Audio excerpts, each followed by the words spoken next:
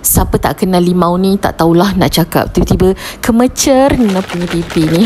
So menggunakan kacang tanah, Nina nak buat resipi untuk kali ni. Jom kita semak.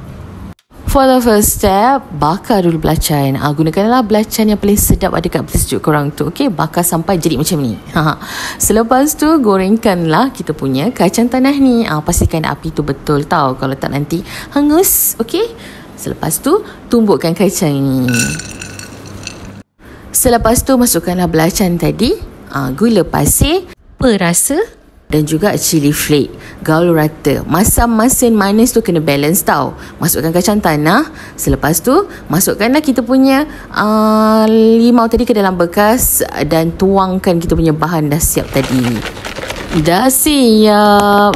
Limau kasturi bersama dengan kacang tanah. Selalu resipi pakai kicap kan. Akan kita buat lain sikit. Selamat mencuba.